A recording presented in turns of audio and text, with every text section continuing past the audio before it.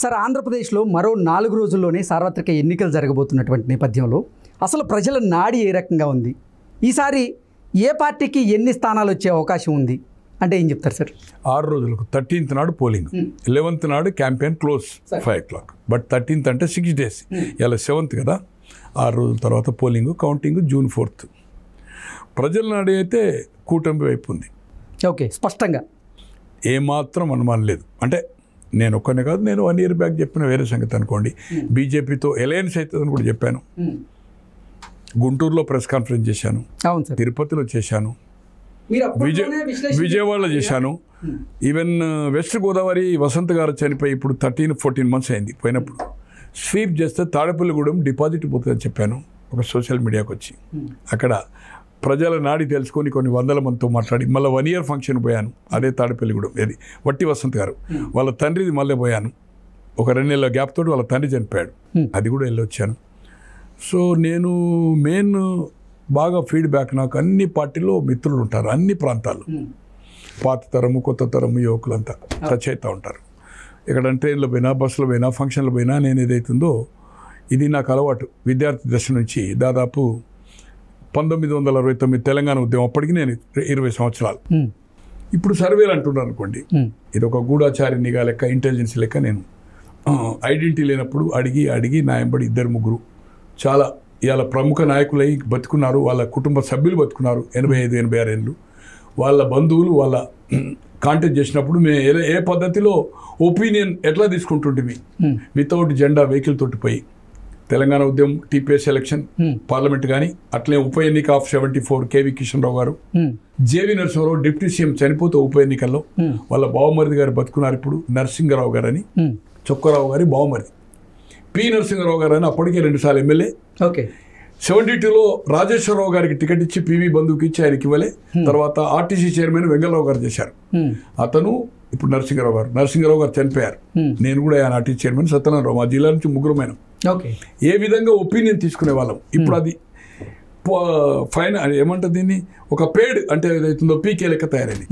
ఇవి మాకు విద్యార్థి దశ నుంచి అలవాటు. ఓకే, సో మీరు అసలు అదే పద్ధతిలో ఇప్పుడు పలు సర్వేలను క్రాస్ చెక్ చేసుకున్నా సార్. నెంబర్ ఆఫ్ రాష్ట్రంలో కేంద్రం కానీ, దాంట్లో పనిచేసే వాళ్ళు కానీ, ఆ సంస్థలు నడిపే వాళ్ళతో కానీ పేరు చెప్పదలుచుకోలేదు. ఓకే, స్థానికంగా ఢిల్లీ లెవెల్లో నేను ఢిల్లీ రేపు కూడా పోతున్నాను. ఒక టీం, దాంట్లో ఉన్న ఒక పెద్ద నేషనల్ సర్వే దాంట్లో నాకు ఒక మంచి ఫ్రెండ్ ఉన్నాడు. ఓకే, రేపు ఒక 1 hour నాకు టైం ఇచ్చాడు. మధ్యాహ్నం నేను సాయంత్రం ఏదైతుందో 5 నుంచి 6, ఓకే, 5 to 6 ఇన్ ఢిల్లీ. పొద్దున పోయి ఎల్లుండి మళ్ళీ నేను విజయవాడ వెళ్తున్నాను. విజయవాడ, గుంటూరు, రాజమండ్రి.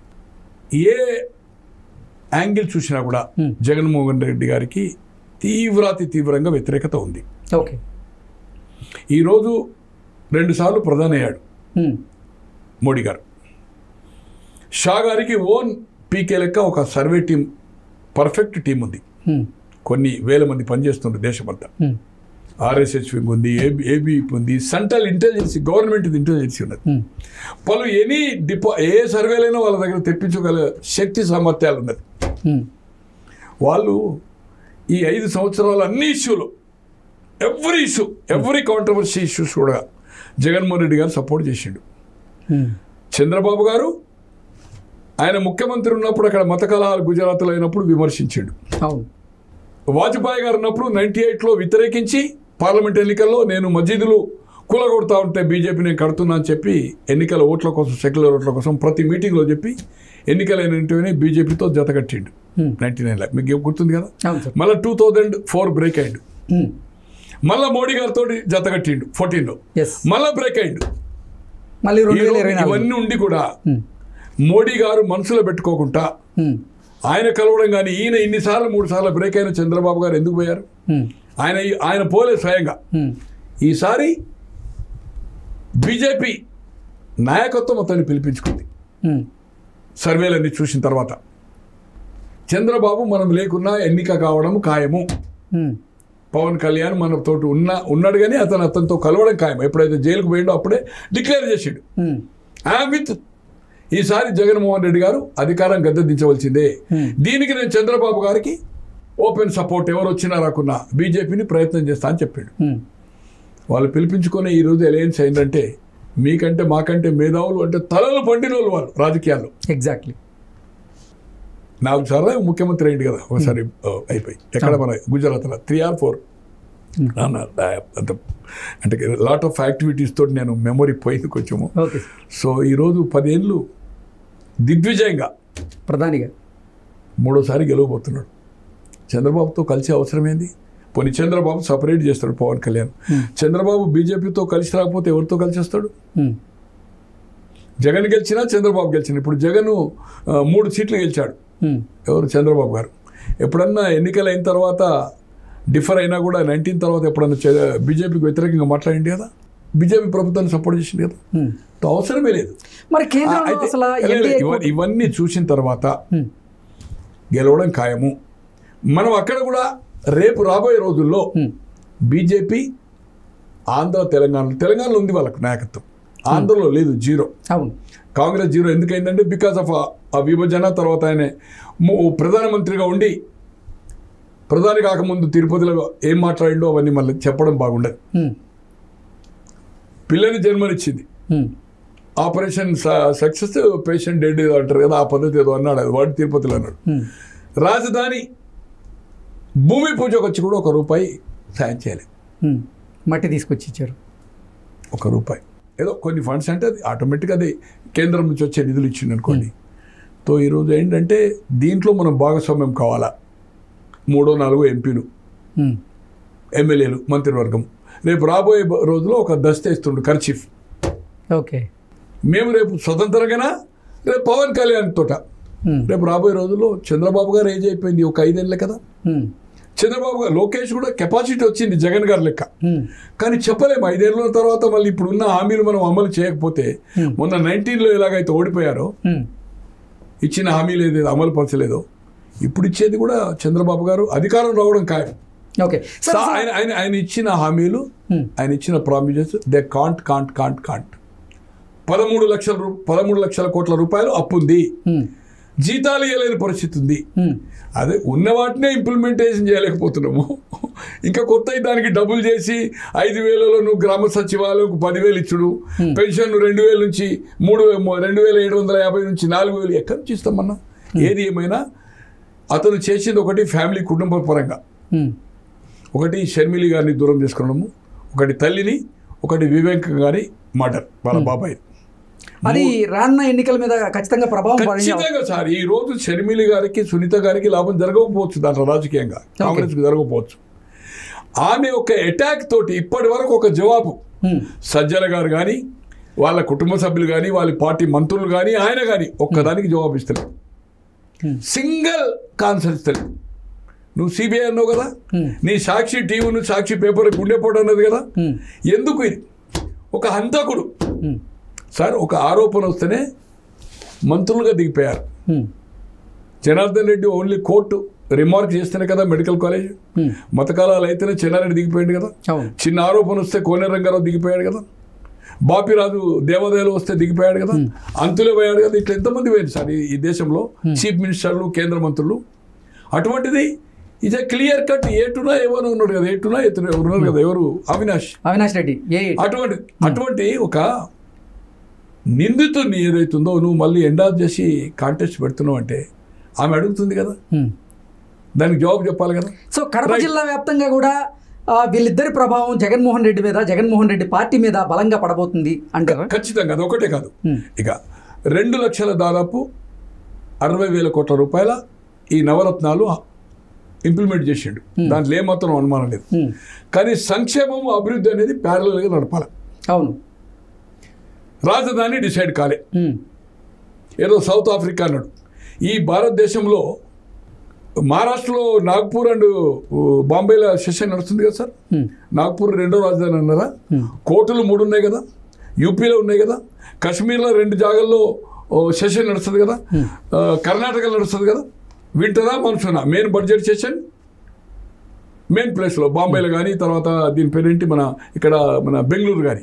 బట్ ఇంకోటి నడుస్తుంది కదా, రాజధాని అని లేదే, కోర్టుల కాడ న్యాయ రాజధాని అని లేదే. మరి చేసినా డిసైడ్ చేయలే.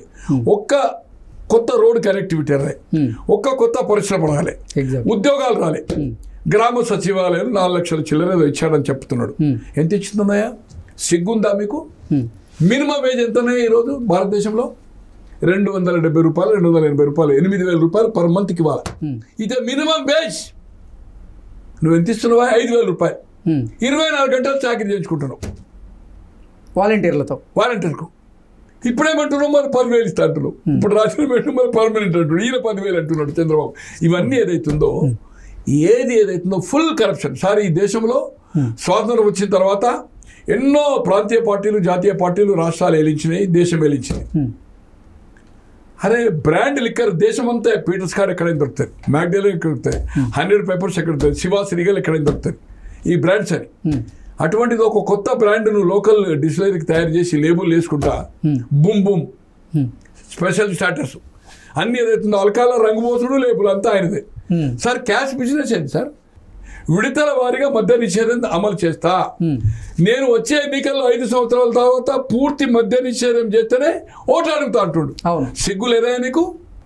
ఇన్కమ్ ఎంత అయింది? 35,000 కోట్లు ఎంత అయింది అనుకుంటా ఏర్కు. తర్వాత ఎక్కడ లేని బ్రాండ్లు, దానివల్ల కొన్ని వేల మంది చనిపోయారు. ఇప్పుడు ఒరిజినల్ లిక్కర్ స్టార్ట్ చేసిన ఒక 1.5 year నుంచి, అంటే 2 ఉన్నాయి ప్యారలల్గా ఉంటే, ఏదైతే వాడు ఒరిజినల్ లిక్కర్ ఈ బ్రాండ్ తాగితే వానికి నిషా వస్తలేదు. అదే క్లోరోఫామ్ అవి కలుపుతారు కదా, ఇంతకుముందు తెల్లగల్ల కలుపుతారు కదా, ఏది ఎంటైర్ కంట్రీలో చేతులు వంతున్నాయి అన్నట్టు. అది తాగితేనే వాడు సెట్ రైట్. అంటే జే బ్రాండ్స్ కు ఉన్నటువంటి మత్తులో దాంట్లో మత్తు పదార్థం కలుపుతారు. దానివల్ల హెల్త్ ఇంజ్యూర్ అవుతారు, పిచ్చోళ్ళు అవుతారు, వణుకుడు రోగం వస్తుంది పొద్దుగాలనే స్టార్ట్ చేయకపోతే. బ్రష్ బదులు అదే స్టార్ట్ చేస్తారు, తర్వాతనే బ్రష్ చేస్తారు. తో ఇవన్నీ ఏదైతుందో ఇవన్నీ చుట్టుకొచ్చినాయి. ఇక ఇసుక, ఇష్టమున్న దోపిడి, మట్టి, లిక్కర్. ఇలా ఇండ్ల సైట్లు ఇచ్చింది కదా, మొత్తం అక్కడ ఉండే ప్రజాప్రతినిధులే కొన్నారు భూమి, కొని మళ్ళీ గవర్నమెంట్కి ఇచ్చాడు. 10 లక్షలు కొన్నారు అనుకోండి, గవర్నమెంట్కి ఎకరానికి 60 లక్షలు. తో వై నాట్ 175 అంటుండు. 175 అయితే రజనీ గుంటూరుకి ఎందుకు తెచ్చాడు? ఎంపీలందరూ ఎందుకు ఉరికిపోయారు టికెట్ ఇస్తారు? ఒక దాదాపు 30 మందిని మార్చిండు కదా. ఇలా ఒక మంత్రి ఆదిమూలం సురేష్, ఆయన పేరేంటి అన్న, వెస్ట్ గోదావరిలో 2014లో ఒక నియోజకవర్గం, 2019లో ఒకటి, ఇప్పుడు 23వ నియోజకవర్గానికి పోతున్నాడు. Why not 175?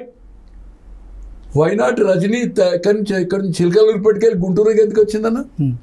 40కు పైగా ఎమ్మెల్యేలను మార్పిడి చేశాడు. అసలు భాస్కర్ రెడ్డి ఎవరు? ఆయన కంట్రిబ్యూషన్ ఏంది? ఆయన పొలిటికల్ హిస్టరీ ఏంది? ప్రకాశం జిల్లాలో ఒంగోలుకు లోక్సభ మట్టి మీద 100 కోట్లు సంపాదించిందండి. మట్టి మీద 100 కోట్లు. ఇలా ఒక పార్లమెంట్ నియోజకవర్గం పరిధి ఫైనాన్షియల్ ఉన్నోళ్ళను ఒక 140 కోట్లు డిపాజిట్ చేయించిండు. ఎమ్మెల్యేలు ఫైనాన్షియల్ వాళ్ళు 20 కోట్లు డిపాజిట్ చేయించిండు. అంటే టికెట్ను అమ్ముకోలే. ఆ 20 ఈ లోక్సభ 20 సభ్యుని 7 × 20 140 అవుతుంది. ఈ 40 ఆయన ఒక 10 కలిపి 50 కోట్లు ఒక టీం నుంచి పంపుతున్నాడు. ఎందుకంటే డబ్బులు ఖర్చు పెట్టారు, ఓడిపోతా అంటే డబ్బులు ఖర్చు. ఆయనకు తెలుసు, ఆయనకు సర్వేలు తెలుసు, రిపోర్ట్ తెలుసు, స్టేట్ ఇంటెలిజెన్స్ అంతా అవగాహన ఉంది.